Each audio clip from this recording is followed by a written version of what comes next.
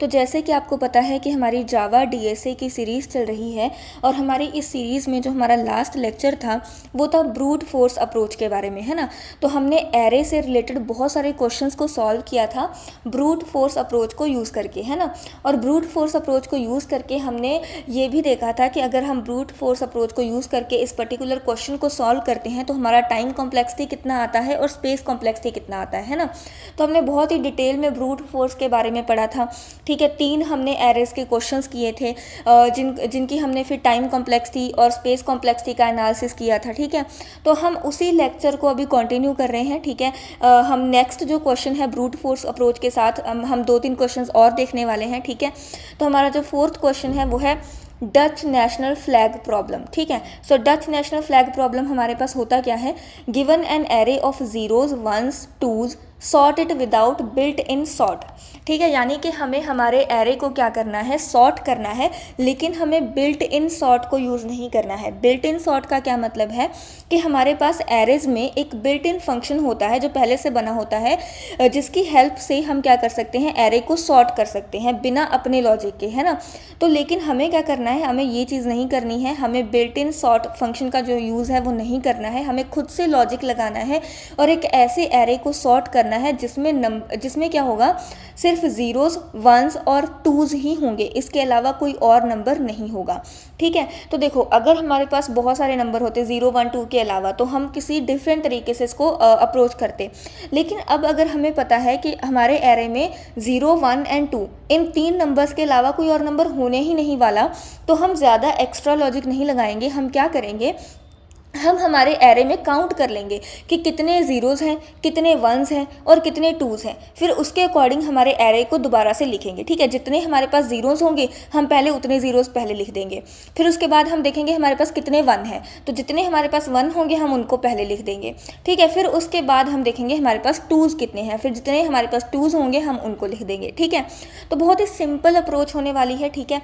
यहाँ पर इन्होंने हमें इनपुट और आउटपुट भी दिया गया है। जैसे इनपुट वाले एरे में, ठीक है, 2 कभी पहले भी आ रहा है, ठीक है, 1 आ रहा है, फिर 0 आ रहा है, ठीक है। तो ये सॉर्ट नहीं है। सॉर्ट का क्या मतलब है कि सबसे छोटा एलिमेंट जो है, सबसे छोटा नंबर है वो पहले आएगा, फिर उससे थोड़ा सा बड़ा, फिर उससे बड़ा, है ना। तो वो होता है सॉर्टिंग का मतलब। बट यहाँ पर क्या है, 2 सबसे बड़ा है तो सबसे पहले भी आ रहा है, फिर उसके बाद 0 आ रहा है, ठीक है, 0 के बाद 1 आ रहा है। तो यानी कि ये किसी भी हमारे पास पैटर्न में नहीं है, ठीक है। सॉर्टेड नहीं है ये, ठीक है, ना ही इंक्रीजिंग ऑर्डर में ना ही डिक्रीजिंग ऑर्डर में। तो हमें इनको क्या करना है, सॉर्ट करना है। अब सॉर्ट करते टाइम क्या होना चाहिए, जितने हमारे पास जीरोज़ हैं वो पहले आ जाएंगे, फिर उसके बाद जितने हमारे पास 1 है वो आ जाएंगे, उसके बाद लास्ट में जितने हमारे पास 2 हैं वो आ जाएंगे हमारे एरे में, ठीक है। तो ये हमारा जो है आउटपुट हो चुका होगा, ठीक है। तो इसका जो आइडिया है कि हम इस क्वेश्चन को कैसे करेंगे वो यही है, बहुत ही सिंपल सा, ठीक है। Count how many zeros ones and twos are there, rewrite the array with that many zeros then ones then twos. Okay, so बहुत ही सिंपल सा लॉजिक है, इसको एक बार करके देखते हैं, ठीक है जी। तो जैसे कि हमने पिछले लेक्चर में हर एक क्वेश्चन को सॉल्व करने के लिए उसका एक अलग से फंक्शन बनाया था, है ना। तो हम इसके लिए भी एक अलग से फंक्शन बना लेते हैं, ठीक है जी। तो ये जो फंक्शन है वो स्टैटिक फंक्शन होगा, ताकि इस फंक्शन को अगर हम मेन मेथड में कॉल करें तो हमें उस क्लास के ऑब्जेक्ट की ज़रूरत ना पड़े, ठीक है। सो हम यहाँ पर क्या करेंगे, पब्लिक स्टैटिक वॉइड, और इसका हम नाम रख देंगे फंक्शन का डच फ्लैग सॉल्यूशन, ठीक है। क्योंकि हम डच फ्लैग वाली प्रॉब्लम का सॉल्यूशन देख रहे हैं यहाँ पर, तो हम इसका नाम रख देंगे डच फ्लैग सॉल्यूशन, ठीक है। अब ये भी हमारे पास पैरामीटर में क्या लेगा, एक एरे लेगा, क्योंकि उसी एरे को हमने क्या करना है, सॉर्ट करना है, ठीक है। जिस एरे को हमने सॉर्ट करना है वो हम एज अ पैरम ले लेंगे हमारे फंक्शन में, ठीक है जी। अब हमने क्या करना है, सबसे पहले, ठीक है, हमने यहाँ पर क्या करना है, इंट, ठीक है, हम 3 वेरिएबल्स लेंगे, ठीक है। सबसे पहले हम 3 इंट के वेरिएबल ले लेंगे, किसके लिए, ज़ीरोज़ के, वंस के और टूज़ के काउंट के लिए, ये देखने के लिए कि हमारा जो एरे है उसमें कितने ज़ीरोज़ हैं, कितने वंस हैं और कितने टूज़ हैं, ठीक है। इसके लिए हम क्या करेंगे, तीन इंट के वेरिएबल लेंगे जो तीनों के काउंट का ट्रैक रखेंगे, ठीक है। तो काउंट C0, ठीक है, मैंने यहाँ पर इंट C0 ले लिया है जिसकी स्टार्टिंग वैल्यू मैंने 0 रखी है, ठीक है। इसी तरह से 1 के काउंट के लिए मैंने C1 ले लिया है, इसकी भी स्टार्टिंग वैल्यू 0 रहेगी। फिर 2 के काउंट के लिए मैंने C2 ले लिया है और इसकी भी स्टार्टिंग वैल्यू 0 रहेगी, ठीक है। अब हम क्या करेंगे, अब हम इस एरे के थ्रू ट्रैवर्स करेंगे, और जब भी देखो ट्रैवर्स, मैं इसको आपको एग्जांपल से समझाती हूँ कि हम कैसे करने वाले हैं इस क्वेश्चन को, ठीक है। जैसे हमारे पास ये है 2 0 1, ठीक है, 0 0 1 1, ठीक है, 2, तो ये हमारे पास एक एरे है ना। अब हमने क्या करना है, अगर हमने काउंट रखना है तो हम सबसे पहले क्या करेंगे, पूरे एरे के थ्रू ट्रावर्स करेंगे। सबसे पहला एरे हमें क्या मिला है 2। अगर हमें जो मिलने वाला एलिमेंट 2 है तो हम क्या करेंगे, C2 को प्लस कर देंगे, ठीक है, प्लस प्लस कर देंगे, यानी कि एक इसमें प्लस कर देंगे, ठीक है, यानी कि इसका काउंट अब क्या हो जाएगा, 1 हो जाएगा। नेक्स्ट पे गए, नेक्स्ट कौन सा है 0, यानी कि अब हम क्या करेंगे, C0 को प्लस प्लस करेंगे, यानी कि C0 में एक ऐड कर देंगे। अब C0 का काउंट कितना हो गया है 1, ठीक है। अब जब हम नेक्स्ट गए तो हमारे पास क्या आया 1। अब 1 हमारे पास अगर आ गया है तो हम क्या करेंगे, C1 को प्लस प्लस करेंगे और अब इसका काउंट हो चुका है 1। फिर उसके बाद हम गए, यहाँ पर हमें क्या मिला है 0, यानी कि C0 का काउंट एक बढ़ जाएगा, तो अब इसका काउंट हमारे पास क्या हो चुका है 2। फिर नेक्स्ट गए, नेक्स्ट भी हमारे पास 0 है तो फिर से C0 का काउंट बढ़ जाएगा, अब ये क्या हो चुका है 3, है ना। फिर उसके बाद अगर हम फिर नेक्स्ट गए, नेक्स्ट हमें मिलता है 1, यानी कि इस बार C1 का काउंट बढ़ जाएगा और C1 का काउंट आ जाएगा 2, है ना। फिर उसके बाद हम गए तो हमें मिला 2, यानी कि इस बार C2 का काउंट बढ़ जाएगा और C2 का हमारे पास क्या आ जाएगा 2, है ना। तो अब देखो हमें काउंट मिल चुका है, तो अब हम क्या करेंगे, सबसे पहले ये चेक करेंगे कि C0 का काउंट कितना है 3। तो हम अपने एरे में सबसे पहले 3 ज़ीरोज़ को ऐड कर देंगे, ठीक है जी। फिर उसके बाद हम देखेंगे C1 का काउंट कितना है, C1 का काउंट 2 है, तो हम सबसे पहले क्या करेंगे, अपने एरे में 2 1 ऐड कर देंगे। फिर हम देखेंगे कि C2 का काउंट कितना है, C2 का काउंट 2 है, तो यानी कि हम अपने एरे में क्या कर देंगे, 2 2 को काउंट कर देंगे, है ना। तो ये हमारे पास क्या है, एक सॉर्टेड एरे बन जाएगा, ठीक है। तो ये हमारा सिंपल सा लॉजिक है इस चीज़ को करने का, ठीक है। तो हमने यहाँ पर 3 जो है इंट बना लिए हैं अपने 0 1 और 2 को काउंट करने के लिए, ठीक है। अब हम काउंट कैसे करेंगे, एरे के थ्रू हम ट्रावर्स कैसे करते हैं, इन्हांस लूप को यूज़ करके, है ना। इन्हांस लूप के बारे में मैंने आपको पिछले लेक्चर में बता दिया है। तो इन्हांस लूप को हमने लिया, ठीक है, इंट नंबर, और हमने किस एरे के थ्रू ट्रावर्स करना है वो एरे हम इस इन्हांस लूप में पास करते हैं। तो हमें एरे के थ्रू ट्रावर्स करना है, ठीक है। अब हमारे पास क्या आ जाएगा, ठीक है, देखो अब हमने यहाँ पर चेक लगा देना है, ठीक है। इफ़ नंबर, अगर जो हमें नंबर ट्रावर्स करने पर किसी पर्टिकुलर पोजीशन पे जो हमें नंबर मिल रहा है अगर वो 0 के इक्वल है तो हम क्या करेंगे, C0 को प्लस प्लस करेंगे, ठीक है। और अगर हमारा जो नंबर है, else if number is equals to 1, तो हम किसको प्लस प्लस करेंगे, C1 को प्लस प्लस करेंगे, ठीक है। अदरवाइज़ अगर हमारे पास 0 भी नहीं है 1 भी नहीं है तो थर्ड ऑब्वियसली बात है हमारे पास क्या होगा, 2 ही होगा, तो हम क्या करेंगे, C2 को प्लस प्लस कर देंगे, ठीक है। इतनी चीज़ हमें क्लियर है। तो अब यहाँ तक हमें 0 1 2 का काउंट पता चल चुका है कि हमारे एरे में कितने 0 हैं, कितने 1 हैं और कितने 2 हैं, है ना। अब हमें क्या करना है, अब जितने 0 1 2 हैं उसके अकॉर्डिंग हमें हमारे एरे में उनकी वैल्यूज़ को डालना है, ठीक है। तो अब हम उस एरे का इंडेक्स जो है उसको मैनेज करने के लिए एक वेरिएबल ले लेंगे इंट इंडेक्स नाम से, ठीक है। अब पहला इंडेक्स कहाँ से शुरू होता है, 0 से शुरू होता है, ठीक है। अब सबसे पहले हम क्या करेंगे, जितनी ज़ीरोज़ हैं बारी बारी उनको ऐड करेंगे एरे में, है ना। तो जितनी ज़ीरोज़ हैं उनको ऐड करने के लिए हम एक फॉर लूप लगाएंगे, int I is equals to 0, ठीक है। 0 से लेकर कहाँ तक, हमारे पास जितना हमारे पास इसका काउंट है 0 का काउंट है तब तक, है ना। सो I is less then C0, ठीक है, और I हमारे पास होता रहेगा प्लस प्लस, ठीक है। अब हर बार हम क्या करेंगे, एरे की जो इंडेक्स है उसमें ये वाली वैल्यू जो है वो डालते रहेंगे, है ना। तो जितनी हमारे पास, जितनी बार ये लूप चलेगी, 0 के लिए जितनी बार लूप चलेगी उतनी बार हम हमारे एरे में क्या डालते जाएंगे, 0 डालते जाएंगे, और हर बार हमारा जो इंडेक्स है वो क्या होता रहेगा, प्लस प्लस होता रहेगा, ठीक है। उसके बाद अब हमें देखो 0 की सारी वैल्यूज़ हमारे एरे में ऐड हो जाएंगी। फिर उसके बाद हमें क्या ऐड करना है, 1 ऐड करना है, ठीक है। अब हम फिर से लेंगे int j is equals to 0 और j is less then C1, है ना। तो अब हमें C1 की सारी वैल्यू 1 जो है वो ऐड करना है, जितने 1 हैं उतने ऐड करने हैं, ठीक है। सो अब हमारे पास क्या हो जाएगा, एरे इंडेक्स में क्या ऐड होगा, 1 ऐड होगा, ठीक है जी। 1 ऐड होते जाएगा और इंडेक्स की वैल्यू क्या होती जाएगी, प्लस प्लस होती जाएगी, ठीक है। अब हम क्या करेंगे, जितना हमारे पास C2 का काउंट है उतने ही हम 2 ऐड करेंगे, है ना। So for int k is equals to 0, k is less than C2, ठीक है। और k हमारे पास हर बार क्या होता रहेगा, प्लस प्लस होता रहेगा, और हमारा जो एरे इंडेक्स है, ठीक है, मतलब जो हमारा अब इंडेक्स होगा एरे का, करंट इंडेक्स होगा, उसमें हम क्या डालते रहेंगे, 2 की वैल्यूज़ डालते रहेंगे, 2 2 डालते रहेंगे, और इंडेक्स हमारा क्या होता रहेगा, प्लस प्लस होता रहेगा, ठीक है। सो आई होप ये चीज़ आपको समझ में आ गई है, बहुत ही ईजी सा कॉन्सेप्ट था। तो अब हम यहाँ पर इन चीज़ों को प्रिंट करा लेंगे, ठीक है। अब हमारे पास क्या है, ये जो हमारा मेन फंक्शन है, ठीक है, हमने यहाँ पर ऑलरेडी कोड लगा रखा है, एरे का साइज़ एंटर करवाया हमने, यूज़र से एरे भी पूरा हमने एंटर करवाया है, और ओरिजिनल एरे को हमने प्रिंट भी करा रखा है ना। तो यहाँ तक हम ठीक है, ठीक है। ये रिवर्स एरे वाला हमने क्या कर दिया है, कमेंट कर दिया है। अब ओरिजिनल एरे हमारा प्रिंट हो चुका है, उसके बाद हम क्या प्रिंट कराएंगे, उसके बाद हम प्रिंट कराना चाहते हैं जो हमारा एरे, ये डच प्रॉब्लम को सॉल्व करने के बाद हमारा जो एरे है, यानी कि सॉर्टिंग के बाद जो हमारा एरे आता है उसको हम प्रिंट कराएंगे, है ना। सो यहाँ पर हमने क्या करना है, system dot out dot print ln, ठीक है जी। अब हमारे पास क्या होगा, देखो पहले हम इसको कॉल कर लेंगे हमारे डच वाले मेथड को, ठीक है। सो डच फ्लैग सॉल्यूशन में हमने हमारा एरे पास कर दिया है, ठीक है। अब हमारा जो एरे है वो सॉर्ट हो चुका होगा, ठीक है, जीरोज वंस के अकॉर्डिंग। अब हम क्या प्रिंट करवाएंगे, डच फ्लैग प्रॉब्लम को सॉल्व करने के बाद जो हमें एरे मिलता है उसको हम प्रिंट कराएंगे, ठीक है। So after solving Dutch flag, ठीक है, तो कुछ भी लिख सकते हो आप, ठीक है, ताकि आपको थोड़ा बहुत आइडिया हो जाए। तो यहाँ पर हमने क्या प्रिंट कराना है, एरेज डॉट टू स्ट्रिंग, ठीक है, और फिर से हम एरे को प्रिंट करा देंगे, ठीक है। तो यहाँ पर enter size of the array, ठीक है जी, मैंने यहाँ पर दे दिया है 6, ठीक है जी। अब नंबर पे मैंने सबसे पहले दिया है 1, फिर दिया है मैंने 2 0 0, ठीक है, फिर उसके बाद मैंने फिर से इसको 1 दे दिया है, ठीक है, और फिर मैंने इसको दिया है 1, ठीक है। तो अब देखो, अब मेरे पास यहाँ पर क्या था, 1 2 0 0 1 1, ठीक है। अब लेकिन जब मैंने सॉल्व किया तो मेरे पास क्या आ चुका है, 0 मेरे पास 2 थे तो पहले 2 ज़ीरोज़ आ रहे हैं, फिर उसके बाद मेरे पास 3 1 थे तो 3 1 आ रहे हैं, और लास्ट में मेरे पास 2 आ रहा है। तो ये एक बिल्कुल सॉर्टेड एरे में मेरे पास जो है वो कन्वर्ट हो चुका है, ठीक है।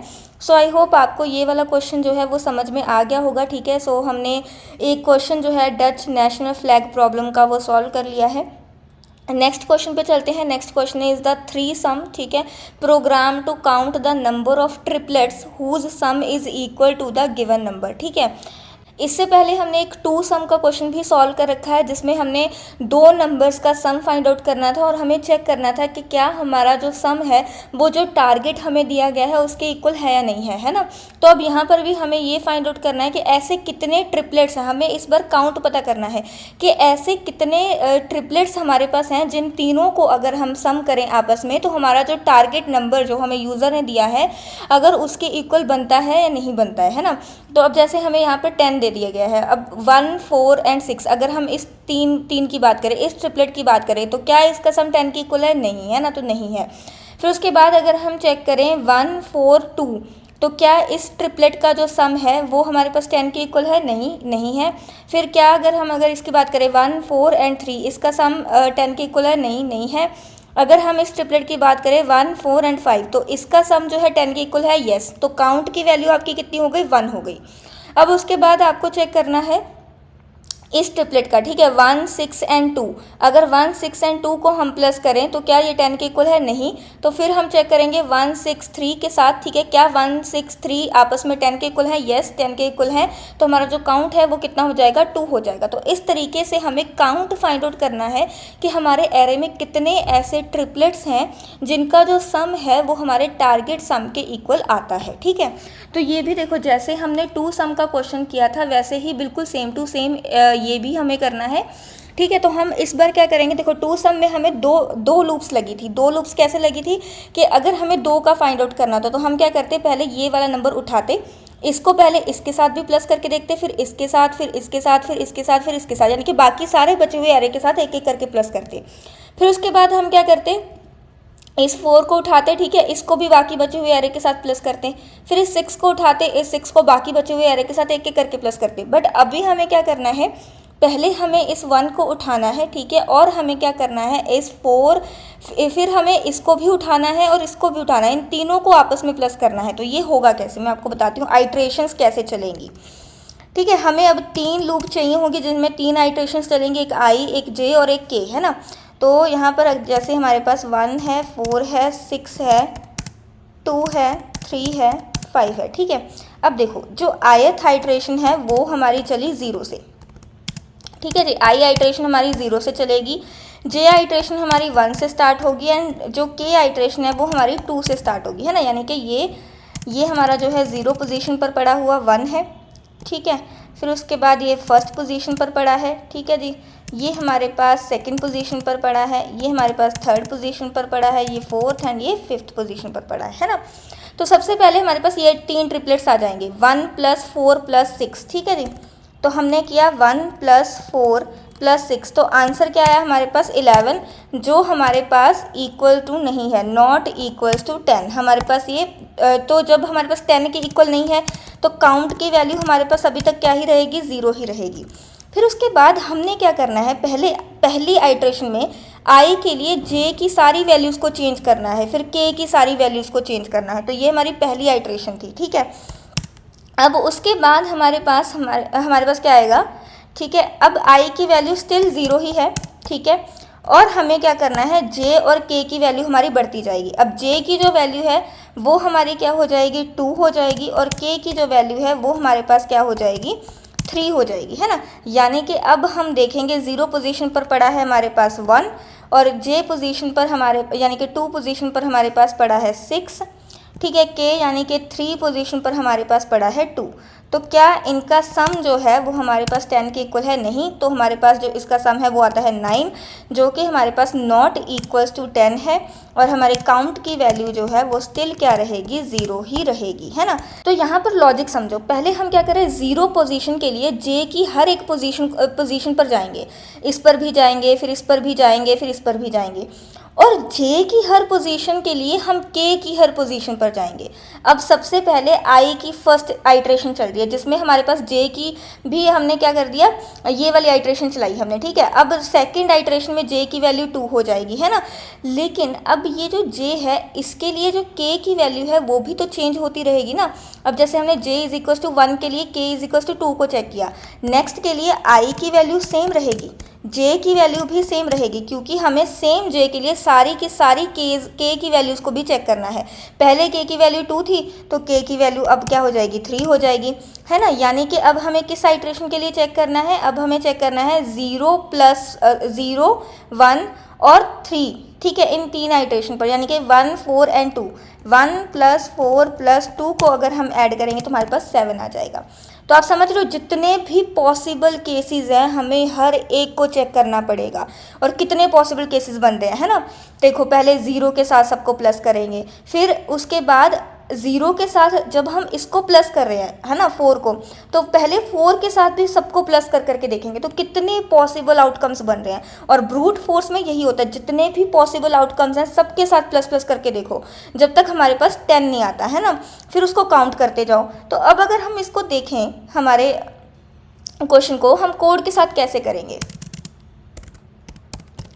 तो यहाँ पर हमारे पास आया है पब्लिक स्टैटिक, ठीक है जी। अब ये हमें रिटर्न करेगा काउंट, तो इसलिए हमने इसका रिटर्न टाइप रख दिया इंट का, है ना। अब हमने यहाँ पर फंक्शन का नाम रख दिया 3 सम काउंट, ठीक है जी। अब ये हमसे क्या लेगा, एरे लेगा, ठीक है, पैरामीटर में। अब हमने क्या करना है, अब हमने सबसे पहले एरे की निकालनी है लेंथ। अब देखो, क्योंकि ये अब हमें एरर क्यों दे रहा है, क्योंकि हमने यहाँ पर रिटर्न टाइप इंट रख रखा है ना, लेकिन हम रिटर्न अभी कुछ नहीं कर रहे हैं। तो अभी के लिए हम क्या करते हैं, एक काउंट बना लेते हैं जिसकी स्टार्टिंग की वैल्यू 0 होगी, है ना, और इसी को हम लास्ट में रिटर्न करेंगे पूरा कोड करने के बाद, है ना, जब हमारे पास फाइनल काउंट की वैल्यू आ जाएगी। अब फिर हमने क्या लेना है, यहाँ पर टारगेट भी लेना है ना, सम भी लेना है कि किस सम के लिए हमें फाइंड आउट करना है। इंट टारगेट हमने यहाँ पर दे दिया एक पैरामीटर। अब हम यहाँ पर क्या करेंगे, अब हमने यहाँ पर चेक करना है पहले, सबसे पहले लेंथ एरे की, है ना। अब लेंथ के लिए हम यहाँ पर n ले लेते हैं, ठीक है, n = एरे डॉट लेंथ हमने कॉल कर लिया। अब सबसे पहले हमारे पास देखो 3 सम है, तो हमारे पास 3 लूप्स लगेंगी। फॉर इंट i = 0, और i हमारा कब तक चलेगा, n तक चलेगा, और i हमारा क्या होता रहेगा, प्लस प्लस होता रहेगा। फिर उसके बाद j, है ना। अब j के लिए भी हमें सारे के सारे जो हैं वो चलानी है आइट्रेशंस। तो j की वैल्यू कहाँ, देखो j होगा कहाँ से शुरू, i + 1 से, है ना, और j भी हमारे पास कहाँ तक जाएगा, n तक जाएगा, है ना। फिर उसके बाद हमारे पास तीसरा नंबर हमें निकालना है। तीसरा नंबर की जो आइट्रेशन है वो हमारी क्या कहाँ से शुरू होगी, j + 1 से शुरू होगी, है ना, और ये हमारे पास क्या आता रहेगा, ये भी n तक चलेगा, ठीक है। अब जो जो ट्रिपलेट्स हमें मिलेंगे हम उसके अकॉर्डिंग काम करेंगे, ठीक है। अब हम यहाँ पर क्या चेक करेंगे, इफ़ देखो, अब ith पोजीशन, jth पोजीशन और kth पोजीशन पर जो 3 एलिमेंट्स पड़े हैं उन तीनों का हम सम करेंगे और देखेंगे कि क्या वो हमारे टारगेट सम के इक्वल है। अगर वो हमारे टारगेट सम के इक्वल हो जाता है तो हम काउंट को प्लस कर देंगे, और अगर हमारे टारगेट सम के इक्वल नहीं हो जाता तो हम उस आइटरेशन को स्किप करके आगे बढ़ेंगे। तो अब हम यहाँ पर क्या करेंगे, चेक करेंगे कि ith पोजीशन पर जो एरे का एलिमेंट है उसको jth पोजीशन के एरे के एलिमेंट के साथ प्लस करेंगे और kth पोजीशन के एरे के एलिमेंट के साथ हम प्लस करेंगे। और तीनों को प्लस करने पर अगर हमारे पास आंसर जो है वो टारगेट के इक्वल आ जाता है तो हम काउंट को क्या करते रहेंगे, प्लस प्लस करते रहेंगे। अदरवाइज जो है हमारे पास क्या होता रहेगा, नेक्स्ट लूप चलती रहेगी। ठीक है जी। सो बहुत ही सिंपल सा लॉजिक था, आई होप आपको समझ में आया होगा। तो इसको भी हम करके देखते हैं एक बार। ठीक है, तो यहाँ पर हमने यूज़र से ही एरे लेने का एक ऑलरेडी कोड कर रखा है ना, तो ये जो डच वाली चीज़ें हैं हम इसको हटा देते हैं। ठीक है, एरे को हम प्रिंट करा रहे हैं, इतना हमारे लिए ठीक है। अब हम ले लेते हैं टारगेट सम। टारगेट सम भी हम कहाँ से लेंगे, यूज़र से लेंगे, है ना। सो हम यहाँ पर क्या करते हैं, system dot out dot print ln। ठीक है, अब हम क्या करेंगे, यहाँ पर बोलेंगे टारगेट सम। ठीक है, एंटर टारगेट सम।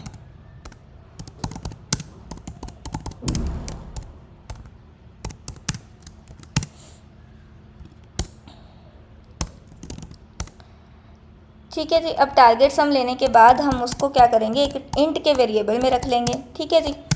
सो sc डॉट नेक्स्ट इंट। ठीक है, अब हमने क्या करना है, हमें काउंट करना है कि भाई जो हमने टारगेट सम लिया है उसके हमारे पास कितने ट्रिपलेट्स हैं हमारे एरे में। तो उसके लिए हम क्या करेंगे, system dot out dot print ln। ठीक है, यहाँ पर प्रिंट कराएंगे काउंट, है ना। और काउंट प्रिंट कराने के साथ साथ हम किस फंक्शन को कॉल करेंगे, जो काउंट हमें रिटर्न कर रहा है, हमें काउंट कौन सा फंक्शन रिटर्न कर रहा है, 3 सम काउंट का, है ना। और इसमें हमने एरे और टारगेट को पास कर दिया है। ठीक है जी। तो अब हम इसको करके देखते हैं एक बार रन। ठीक है जी, इसको हम करते हैं डिलीट। तो हमारे पास साइज़ मांग रहा है, हमने दे दिया है 5। ठीक है, तो हम वही देंगे जो हमने एज ए इनपुट लिया हुआ था। ये रहा ना हमारे पास 3 सम का। तो हमारे पास जो एरे है उसकी में है, पहले एलिमेंट 1 है, फिर उसके बाद 4 है, फिर 6 है, फिर 2 है, फिर 3 है। अच्छा, तो हमने 5 दिया था ना, चलो कोई बात नहीं। तो टारगेट सम हमारा क्या होना चाहिए, 10 होना चाहिए। तो हमारे पास काउंट जो है वो 1 आया है। तो एक बार चेक कर लेते हैं कि हमारे पास जो ट्रिपलेट है उसका काउंट एक्चुअल में 1 ही आएगा। तो हमने यहाँ पर एरे दिया था 1 4 6 2 3, है ना। अब हम एक एक करके काउंट करके देखते हैं। 1 + 4 5, 5 + 6 11। तो पहले जो ट्रिपलेट है उसका सम हमारे पास 10 नहीं आता है, तो काउंट हमारा 0 ही है ना। तो इसको ना रफ में यहाँ पर करके देखते हैं। तो इतना हमारा एरे है। ठीक है, इसमें हमारे पास हम काउंट कैलकुलेट करके देखते हैं। पहले हम 1 के साथ जाएंगे। ठीक है, 1 + 4 प्लस हमारे पास 6 जो है, ठीक है, उसका आंसर हमारे पास 11 आता है। यानी कि काउंट की जो वैल्यू है वो अभी तक क्या है, हमारे पास 0 है। अब हमारे पास 0, ये वैल्यू सेम रहेगी 1 + 4। पहले जे के साथ सबको काउंट करके देखना है हमें, है ना। पहले हमने 6 के साथ काउंट करके देख लिया है, फिर 2 के साथ काउंट करके देखेंगे तो ये हमारे पास 7 आता है और काउंट की वैल्यू स्टिल हमारे पास क्या रहेगी, 0 रहेगी। फिर उसके बाद 1 + 4 प्लस अब हमने 2 के साथ करके देख लिया। अब हम किसके साथ करके देखेंगे, 3 के साथ करके देखेंगे, है ना जी। तो अब हमने जब 3 के साथ किया तो हमारे पास आंसर आ चुका है 10। ठीक है, तो अब हमारे पास काउंट की जो वैल्यू है, नहीं सॉरी 8, तो काउंट की जो वैल्यू है वो अभी भी हमारे पास क्या है, 0 ही है, क्योंकि अभी तक हमारे पास 10 हमें नहीं मिला है। ठीक है, तो अब जे जो है, जे 4 वाले जो जे था हमारे पास, ठीक है, जे जो जब हमारे पास 1 पोजीशन पर था हमने सारी वैल्यूज़ के साथ प्लस करके देख लिया। अब जे की पोजीशन इंक्रीज़ होगी, है ना। तो अब 1 प्लस हमारे पास जे की वैल्यू हो जाएगी 6। अब इसके साथ हमारे पास क्या आ जाएगा, 2 आ जाएगा। ठीक है, सो हमारे पास कितना आंसर आता है, 6 + 2 8 + 9, और काउंट की वैल्यू जो है वो हमारे पास स्टिल क्या है, 0 है। ठीक है, अब हमारे पास 1 प्लस, ठीक है, 6 एंड प्लस हमारे पास क्या आएगा, 3 आएगा। अब इसकी वैल्यू हमारे पास 10 आ गई है, यानी कि काउंट की वैल्यू हमारे पास 1 हो चुकी है ना। अब देखो हमने क्या किया है, 6 के साथ 2 और 3 को प्लस करके देख लिया, 5 को भी करके देखेंगे, 1 + 6 + 5, तो आंसर हमारे पास कितना आता है, 12, यानी कि काउंट की वैल्यू अब 1 ही रही है, इसमें कुछ भी चेंज नहीं हुआ है। ठीक है, अब 6 के लिए हमने सब कुछ करके देख लिया। अब जे की वैल्यू आगे जाकर क्या हो जाएगी, 2 हो जाएगी। ठीक है, 1 + 2 1 + 2 प्लस हमारे पास क्या आ जाएगा 3, ठीक है जी। तो इसकी वैल्यू हमारे पास क्या है 6 है ना। तो यानी कि जो हमारे काउंट है उसकी वैल्यू हमारे पास क्या आ चुकी है 1 ही आई है, क्योंकि हमारे पास अभी तक काउंट की वैल्यू में कोई भी चेंज नहीं आया है। तो ऐसे करके हमारे पास हमें हर एक आइट्रेशन के लिए प्लस प्लस करते करते चेक करना होगा, और यही काम जो है हमारा कोड हमारे लिए कर रहा है। यानी कि बहुत बार हमारा जो कोड है वो एग्जीक्यूट हो रहा है, और इसकी जो टाइम कॉम्प्लेक्सिटी है वो बहुत ज़्यादा हो जाती है। और टाइम कॉम्प्लेक्सिटी जो इसकी है वो हमारे पास कितनी हो जाती है बिग O ऑफ n³ है ना, क्योंकि इसमें हमारे पास 3 लूप्स चल रही हैं, और तीनों लूप्स क्या है नेस्टेड लूप्स हैं, ठीक है। एक लूप के अंदर दूसरी लूप, दूसरी लूप के अंदर तीसरी लूप। तो हमारी जो टाइम कॉम्प्लेक्सिटी है वो बहुत ज़्यादा हो जाती है बिग O ऑफ n³, और जो स्पेस कॉम्प्लेक्सिटी है वो हमारी कांस्टेंट ही रहती है, क्योंकि हम इसमें कोई भी नया एरे नहीं बना रहे हैं। जो हमें दिया गया था हम उसी से हम बस काउंट कर रहे हैं। तो इसकी जो स्पेस कॉम्प्लेक्सिटी है वो कांस्टेंट रहेगी, यानी कि बिग O ऑफ 1 रहेगी, ठीक है। तो रही बात कि ये हम कैसे देखें कि भाई हमारा जो सम जो हमने ये टारगेट सम दिया है 10, और उसका जो काउंट हमें 1 आया है वो सही आया है या नहीं आया है। तो हम इसके लिए, क्योंकि हम बहुत सारे स्टेप्स परफॉर्म करेंगे तो बहुत ज़्यादा टाइम लग जाएगा, तो हम सिंपल सा एक शॉर्टकट यूज़ करेंगे, ठीक है जी। तो AI का ज़माना है तो हम वहीं पर जाके इसका आंसर जो है वो फाइंड आउट करेंगे, ठीक है जी। सो फाइंड द, हम यहाँ पर लिख देंगे, इसको बता देंगे find the count of triplets. तो ये कहीं हमें कोड ही ना दे दे इसका पूरा, बट देखते हैं क्या दे रहा है। सो फाइनल आंसर हमारे पास क्या है 1 ट्रिपलेट ही आ रहा है, यस। तो हमारा जो सोल्यूशन है वो बिल्कुल सही आया है, ठीक है। सो आई होप आपको लॉजिक भी समझ में आ गया होगा। अब चलते हैं नेक्स्ट क्वेश्चन की तरफ, ठीक है। सो नेक्स्ट क्वेश्चन है हमारा प्रीफिक्स सम का, ठीक है जी। अब प्रीफिक्स सम का क्या मतलब है कि हमें एक एरे दिया गया है, अब हमें उस एरे से एक ऐसा एरे बनाना है जिसमें हमारे पास क्या होगा, जो भी हमारे पास एलिमेंट है उसके जितने भी प्रीफिक्स हैं वो उसमें प्लस होके वहाँ पे हमें दिखेंगे। अब जैसे 1 है, 1 का तो प्रीफिक्स कोई नहीं है तो वो एज इट इज़ दिखेगा। अब 2 है, 2 के प्रीफिक्स में कौन है 1, तो 2 को 1 से प्लस किया तो 3। अब 3 है तो 3 के प्रीफिक्स में कौन है 2 and 1, तो 3 के साथ 2 and 1 दोनों प्लस हो जाएंगे, तो आंसर कितना आ जाएगा 6। फिर उसके बाद हमारे पास है 4। अब 4 के प्रीफिक्स में क्या है 3 + 2 5 + 1 6, और 6 + 4 हमारे पास कितना आ जाएगा 10। तो ये हमारा जो आंसर है, ठीक है, ये हमारा जो एरे है वो किसमें कन्वर्ट हो गया, प्रीफिक्स सम वाले एरे में कन्वर्ट हो गया, ठीक है। तो इस चीज़ को हमें करना है, इसका भी बहुत ही सिंपल सा लॉजिक है, ठीक है। इसको हम सीधा कोड से करके देखते हैं, ठीक है जी। इसमें हम क्या करेंगे, एक मेथड बना लेते हैं, ठीक है जी।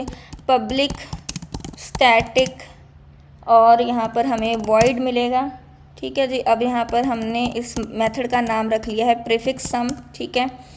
और यहाँ पे ये एज अ पैरम हमसे क्या लेगा, एरे लेगा, ठीक है। अब सबसे पहले हमने क्या करना होता है, लेंथ निकाल लेते हैं, int n = array dot length, है ना।